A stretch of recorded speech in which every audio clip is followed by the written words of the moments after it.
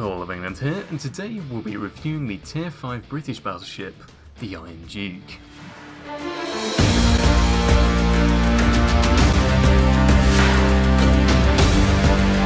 In this review, I'll cover all the ship's attributes, suitable upgrades and consumables, as well as the ship's history and then a game to showcase how the ship fares in battle. I've left out the captain skills for now due to the upcoming changes to the captain skills, so I'll make a separate video for that, which I'll add a card to this video for. So the first thing that I'll cover are the main batteries. The Iron Duke's main armament consists of 5 double 343mm Mark V guns, which have got a 16.8km range.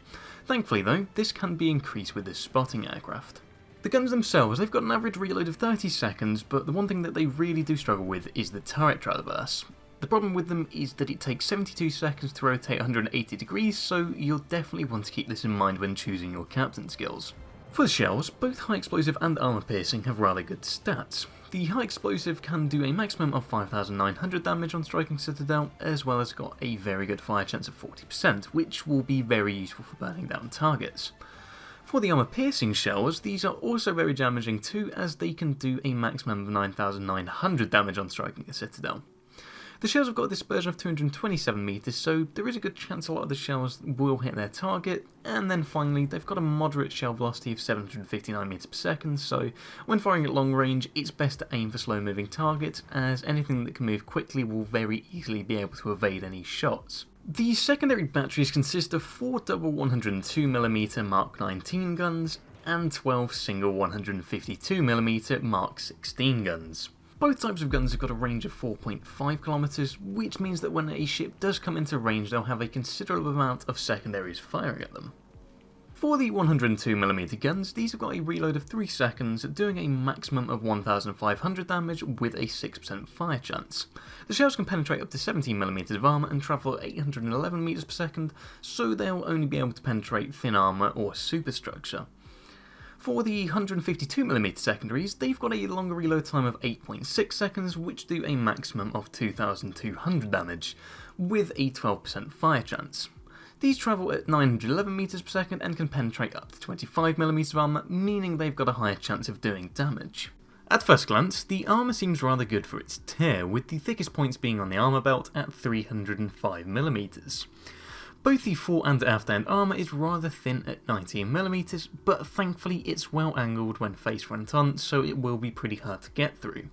The only real issue is if any shells do actually manage to overmatch that, then they'll just go straight through into the citadel behind, so just really try to make sure to angle as best as you can when facing ships, especially of a much sort of higher tier and ships with a much higher calibre gun than yourselves. Moving from the front, on the side, the armour belt is rather average, ranging from 152mm on the casemates to 305mm near the waterline, meaning that unless you're exposing a flat side, you should be pretty safe from any shells getting through, but obviously on a flat broadside, you know, you're going to take a hell of a lot of damage, and depending at the range and angle the shells coming in, could also manage to citadel you. Moving to the top, the superstructure is thin at 13mm, however thankfully there's not really too much of it, so when you are being spammed there's a good chance the shells will bounce off the guns and deck.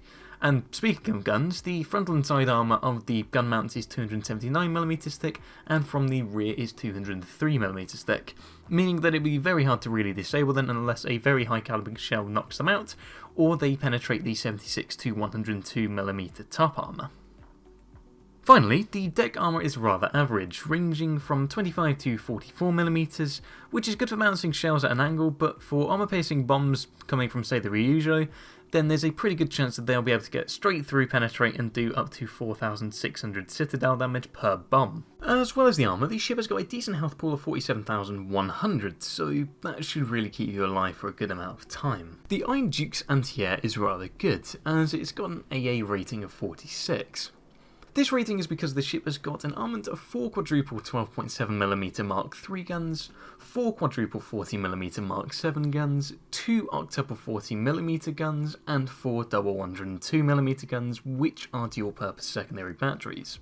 Overall, the guns are most effective at medium range, as the short range damage per second is 21, the long range damage per second is 56, yet the medium damage per second reaches 203. So what this means is the ship can easily defend itself from air attack, meaning there's a chance carriers will be more likely to target the ships, especially if you're going up against tier 4 carriers. I mean, 203 damage per second, that is going to tear through tier 4 squadrons, and especially if you can keep them in that medium range, then yeah, you're going to be fine. So it has definitely got a good anti-air rating. Due to it being a large battleship, the Iron Duke has got a detectability range of 14.9 kilometers without camos. This means that it is very easy to spot, but with Concealment Expert this can be reduced down to 13.4 kilometers. Again, as this is a battleship, the speed of the Iron Duke isn't the greatest at 22.5 knots, which sits on the low end for tier 5 battleships, as well as the turning circle of 650 meters is pretty average too, just beating the Soviet Putar Veliki and the Japanese Congo. Finally, the rudder shift time is rather good at 13.2 seconds, meaning it's got a good chance of being able to preemptively avoid torpedoes. The consumables available for the Iron Duke are the damage control party, the repair party and the spotting aircraft. The damage control party runs for 15 seconds and has a 80-second reload time with infinite uses. The repair party has got an action time of 28 seconds and a reload time of 80 seconds, coming with 4 uses. This will repair the ship for, well, 0.5% or 235 HP per second, which at most can repair 6,580 HP in a charge. Finally, the spotting aircraft runs for 100 seconds and has a reload time of 240 seconds with 4 uses. This gives the ship a 20% firing range, allowing the Iron Duke to shoot as far as 20.16 kilometers, which does come in handy quite a lot. When choosing the upgrades, a good loadout would be to choose Main Armaments Modification 1, Damage Control System Modification 1, as when playing in a battleship you'll want to reduce the chances of either being set on fire or flooded, and then finally my personal choice would be to go for Aiming Systems Modification 1, just because I like getting tighter dispersion, which allows me to get much more devastating shots as more, well, they just hit their target, so I do a lot more damage. Because a lot of the time I do like to really plan where my guns are going to be facing ahead of time, so if I know I'm going to be turning a certain way in the map one way, I'll get my guns facing that way preemptively. However, if you do struggle with the slow turret traverse, then Main Battery Modification 2 may be a better choice. In this section of the video, I'll be covering the history of the Iron Duke. This is going to take up a good portion of the video, so if you did just want to see how it fares in battle, then you can skip over to the next chapter. So, Iron Duke was laid down on the 12th of January 1912 and was launched the following year on October the 12th. The ship was completed in March of 1914, where she joined the Home Fleet and was initially serving as the flagship of Admiral Sir George Callahan. During World War I, the Home Fleet was reorganised as the Grand Fleet, where the ship did remain as the actual flagship, but was now serving under Admiral John Jellicoe. The Iron Duke nearly saw some action following the German raid on Scarborough, Hartlepool and Whitby, as Jellicoe ordered the fleet to try and intercept the Germans based on information he received. However, by the time this happened, the Germans had already retreated. After this point, the ship underwent some gunnery practice on the 23rd and 24th of September, just north of Hebrides. From this point, the ship underwent lots of gunnery practice as well as a brief refit, but on January the 12th of 1916 she's said to have collided with SS Prudentia, which later sank. Now, so we're going to get to what Iron Duke is best known for, which is its involvement in the Battle of Jutland, where she was part of a fleet consisting of 28 dreadnoughts, 9 battle cruisers, 8 armoured cruisers, as well as a plethora of other naval vessels. The first action Iron Duke saw was on May the 31st of 1916 at 1829. This is where she got within the effective gun range of the High Seas Fleet and began firing on SMS König.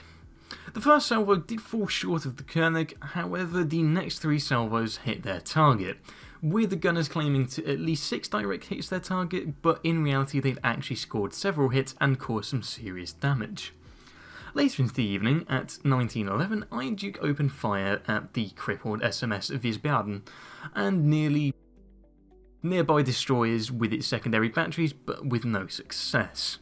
Shortly after this, at 1924, destroyers then tried launching the torpedo attack, which then prompted Iron Duke to open fire at them, and it is claimed that she managed to sink SMS S-35, but from reports it's hard to really gauge who actually claimed the kill.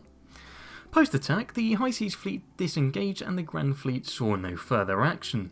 Due to confusion aboard the Iron Duke as to the location and course of the German fleet were taking, this meant that they really just had to disengage.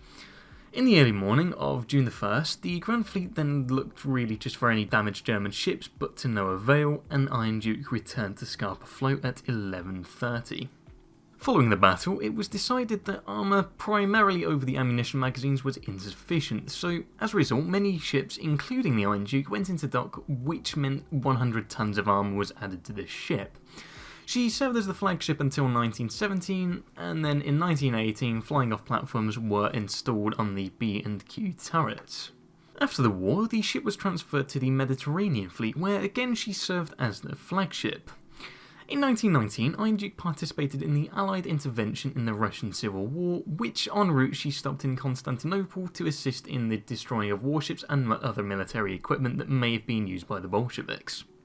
On September 2nd, 1922, Iron Duke also participated in the evacuation of Greek refugees from the city of Smyrna, following its capture by the Turkish military. 2 years later, HMS Queen Elizabeth took the role of the Mediterranean Fleet's flagship, and Iron Duke was transferred to the 3rd Battle Squadron of the Mediterranean Fleet and became the squadron flagship. Following this, the ship underwent various modifications with the removal of aircraft launching platforms and the addition of anti-air guns, and then recommissioned as a gunnery training ship. Now moving on to World War II, Iron Duke was used as a base ship and a floating anti-aircraft platform at Scapa Flow. However, her secondary guns were removed and used for coastal defence. 4 Junkers Ju-88 bombers attacked Scapa Flow on the 17th of October 1939, which damaged Iron Duke with several near misses. To prevent the ship from sinking, the crew ran the ship aground. On the 16th of March 1940, Iron Duke was still beached, where she was attacked again, but this time by 18 Ju-88s, which proceeded to attack the harbour and surrounding installations. In this attack, Iron Duke was also badly damaged. The ship was later repaired and returned to service as a harbour ship for the duration of the war, however she did remain beached. The ship did remain in the Royal Navy's inventory until March 1946, where the Iron Duke's fate was sealed, and she was sold for scrap. Iron Duke was refloated on the 19th of April 1946 and transferred to Faslane on the 19th of August, and then in September of 1948 she was sold again and moved to Glasgow, arriving on the 30th of November 1948 and subsequently broken up for scrap. The last piece of Iron Duke that remains is her bow, which is currently on display at Winchester Cathedral. Right, so now we have got the actual gameplay here. This is one of 2 possible replays that I could have done. The first one, it would have probably been pretty perfect for this actual replay, to be honest, as it was a ridiculously high amount of damage, but that video I felt really deserved to have its own video because it was just such a ridiculously high number, which was, well, I'll put the card on screen now. So yeah, 174k damage, I've got to say that was pretty ridiculous, and again shows what you can really do in the ship, especially when under the right circumstances, but I think this game was equally as good, albeit it was not the same amount of damage. I mean, it was still a ridiculously high amount, just not the 174k ridiculous. Now, I started off on the middle of the map here, and it's just really a fact of deciding on which side to really go for.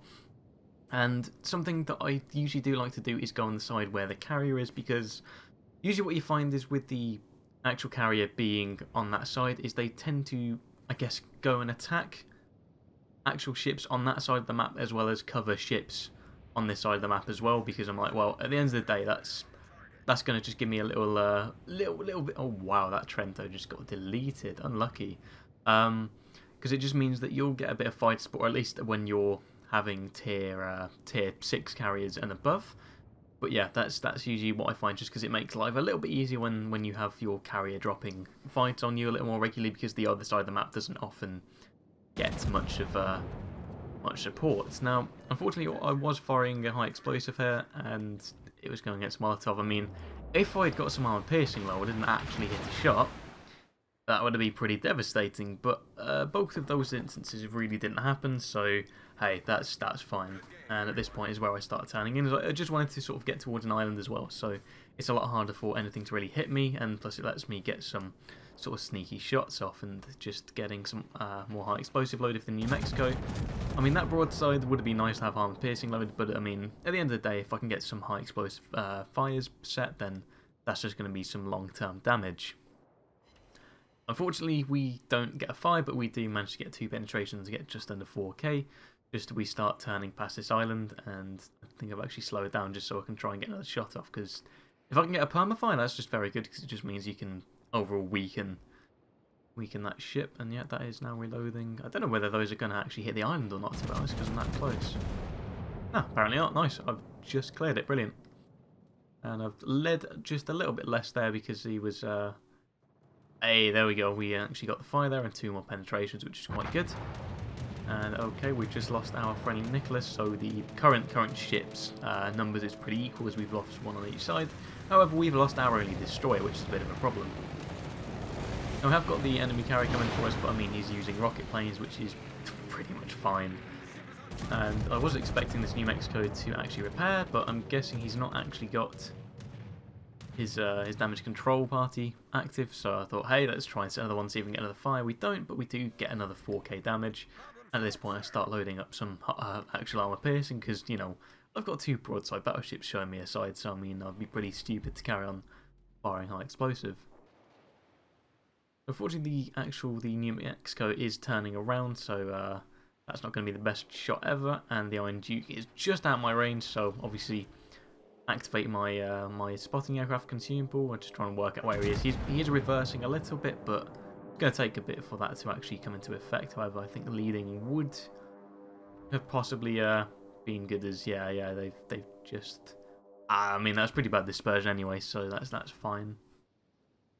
But we do have the other Iron Duke coming here, and oddly enough, he's not actually looking at me at the moment, which is interesting. As you know, he had a pretty flat broadside on me, and am I gonna get the shot here? Because the thing is, it's quite close to that island, so a few of those are going to hit the island. Oh, yeah, quite a few did. How many went through? 2, and we got a single overpen. Okay, honestly, that's better than I was thinking we were going to get. At this point, we're actually not really moving too much.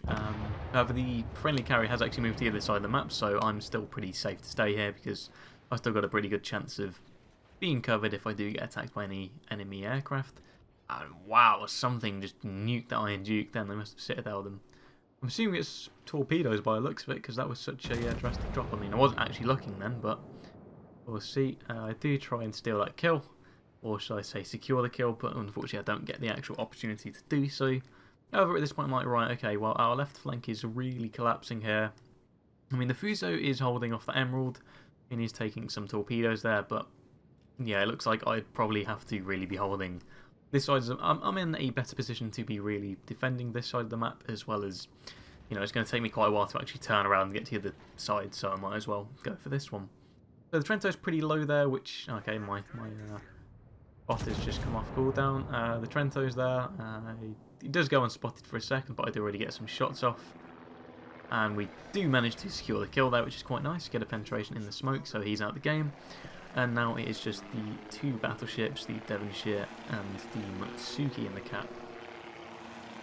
So unfortunately, there is only 1 destroyer in the enemy team, but yeah, it's on my side of the map, and it's probably going to be dropping torpedoes at me, which is quite scary. So I mean, it's not that bad that there is only 1 destroyer. Is that, you know, sometimes you get some games where you have like 4 destroyers in the game, and that's pretty awful to really play with, especially when you're a slow battleship. You've just got to stay at the back of the map. We do have the range coming over, but I mean, the anti-air is doing its job, so that's 1 plane down, 2 planes down, and did we get a 3rd down? Oh, they did actually stop firing for a second, but thankfully this is an American actual aircraft carrier, so they're dropping high explosive bombs and not armor piercing, so not really a high amount of damage done to me. They do appear to be either coming around for a loop or going for the Congo. Looks like, yeah, okay, looks like they're going for either the carrier or the Congo there. Oh, and there we go. So there's the Devonshire, and also the Motsuki's just been spotted, which is good. But we do start firing at the Devonshire. Oh, that's bad. The Trento has been knocked out. But we do have shots onto this Devonshire. Ah, that is sad to see. We just got 4 overpens on the side of the Devonshire. Ah, okay, well, that's unfortunate. I mean, if that was a Citadel, that would have been a lot nicer, but hey, that's fine. Now, the thing I'm worried about at the moment is the Matsuki, as, you know, he's going to be coming around the island, but at the same time, if he's close enough, as I was saying about there being loads of secondaries on the ship on each side, then at least I'll be able to somewhat defend myself and manoeuvre away. And okay, good thing that those torpedoes actually he overcompensated those for how far I was going, which is good, so they've not hit me yet, but I think he's still coming around the island. So at this point I'm just really trying to take down this Warspite before the Fuso comes around the corner, but unfortunately he does, and the Devonshire also does reveal himself, and yeah, there we go. So there is the Matsuki, so my secondaries are coming into fire. I'm genuinely questioning what on earth I was doing there, but I've just realised I got high explosive loaded, and hey, there we go, that was one of the 152mm shells there, I think, which just knocked out that Matsuki in a single shot. And so now I don't have to worry about that, and I can start hitting these guys. Unfortunately, he has dropped torpedoes, but by the looks of it, only one of them I'm going to take. But even so, that's one torpedo more than I'd like to. And yeah, that looks like that's actually hit the torpedo protection, so we've not really been flooded, and we can continue forward whilst healing. I do try and steal this kill here again, get that across. Set a fire, but don't actually get any penetration, so don't steal that straight away. And loading armour piercing, and look what comes around the corner. A Devonshire, which looks quite nice. But at the moment, obviously, with the Warspite that low, it's I'm just curious of whether to go for that or the Devonshire. I mean, well, that's my choice being made for me, as the Ismail has knocked them out, and now it's time for the Devonshire. I mean, I don't know why he's actually turning this way. I mean, if he carried on sort of face on, he'd be pretty safe, but for some reason just continues to go broadside to me there, and at an angle, so my shells can actually detonate within the ship, and I get a double Citadel with 3 penetrations and 4 overpens doing a nasty 27k. Would be nice to actually get this kill here, as I left him on a few hundred, but hey, that's fine. So our friendly Ismail got that with his second kill, so that's 2 possible kills I could have gotten. I mean, it would have been nice to get them, as I probably could have got a crack in this game, but at the end of the day, I mean, I'm happy with just actually winning at this point. Now, the Fuso's now realised, okay, he was in a bunch within a bunch of ships, you know, 4 of them, and now he's the last alive, and there's still 3 on this side, so he's starting to turn around because he's realised that, hey, up, that's not very good, and unfortunately we get 4 overpens on that Fuso again, which is quite a shame. And I think those must be the Devonshire's torpedoes, but they've just missed. Yeah, they've just missed. But yeah, the Fuso is turning away, so now I'm also turning to get my guns on the correct side, aiming at him, and then just continue firing, but he is actually starting to go out my range. Now, thankfully, this is why I've got these spotting aircraft, so I mean, if he does go outside the range, then it's pretty easy just to pop that actual spotting aircraft, and there we go, I've got the additional range of my guns. Now, Trento's playing a pretty risky game there, not really manoeuvring too much, and firing broadside to the Fuso, but he's not being killed yet, so that's still quite good. Genuinely do not know how he's alive. Yeah, there we go. So yeah, provide cover for him, so hopefully he survives. And at this point, I actually just use my spotting consumable, because at the end of the day, there's only 3 ships left. So I might as well use them. Problem is, though, is we don't have any caps, and they've got 2. So although they've got, you know, almost half of our ships, they're actually really, you know, going to get pretty close to winning here, because they are. Okay, we are having the Warspite getting the C cap, but even so, yeah, they still have the actual cap advantage. So we really just need to get some ships in and getting capping, and then we should be good.